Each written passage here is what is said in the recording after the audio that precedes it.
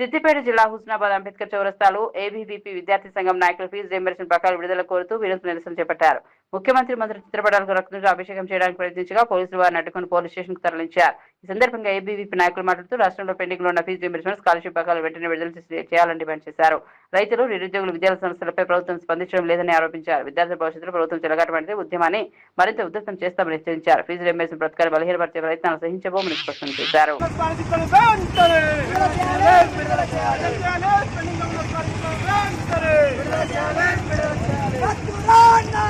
బాబు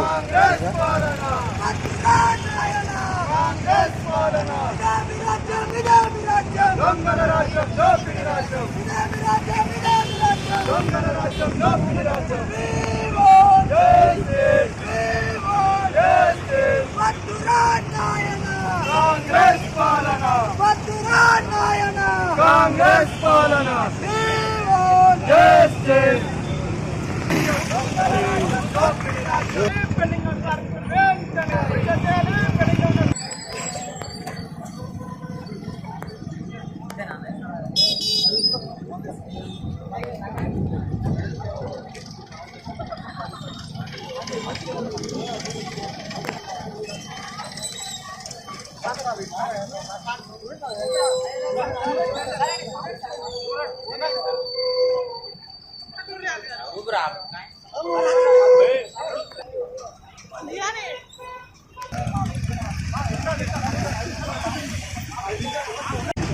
Aditya ABVP state working committee member ఈరోజు ABVP ఉత్సాహ శాఖ ఆధ్వర్యంలో స్థానిక అంబేద్కర్ చౌరస్తాలో సీఎం రేవంత్ రెడ్డికి రక్తాభిషేకం చేయడం జరిగింది.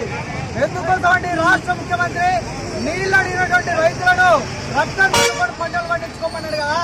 మరి అదే విద్యార్థులమైన మేము కూడా మీకు రక్తాన్ని సమర్పిస్తాం, మాకు బకాయిలు ఉన్నటువంటి ఫీజు రీయింబర్స్మెంట్ బకాయిలను వెంటనే విడుదల చేయాలని చెప్పి డిమాండ్ చేస్తూ ఉన్నాం. ఈరోజు రాష్ట్ర ముఖ్యమంత్రికి తలకాయ పనిచేస్తలేదని స్పష్టంగా అర్థమవుతా ఉన్నది. నిరుద్యోగులు ఉద్యోగాలు అడిగితే ఎంట్రీ స్థాయి కావమంటాడు, రైతులు నీళ్ళు అడిగితే రక్తం కలుపుకోమన్నాడు, విద్యార్థులు స్కాలర్షిప్లు అడిగితే రోడ్డు పాలైనా విడుదల అంటా ఉన్నాడు. అయ్యా నీకు చాత కాకపోతే రాజీనామా చేయి, మా దగ్గర మంత్రి పొన్న ప్రభాకర్ ముఖ్యమంత్రి అప్పయ్యప్పు, లేకపోతే బట్టి విక్రమార్కున్నాడు, నీకంటే ఎక్కువ పోరాటం చేసిన వాళ్ళు మీ పార్టీలో ఉన్నారు, నువ్వు రాజీనామా చేసి వాళ్లకు ముఖ్యమంత్రి పీఠాన్ని అప్పయ్యప్పు. ఇదే విధంగా విద్యార్థులను విస్మరిస్తూ పేదలకు ఉపయోగపడేటువంటి ఫీజు రీయింబర్స్మెంట్ బకాయిలను, సంజీవన్ లాంటి స్కాలర్షిప్ బకాయిలను విడుదల చేయకుండా విద్యార్థులను నిర్వీర్యం చేస్తే నీ యొక్క ప్రభుత్వాన్ని గద్దె దింపేందుకు ఏబీవీపీ వెనకాలని చెప్పేసి హెచ్చరిస్తా ఉంది.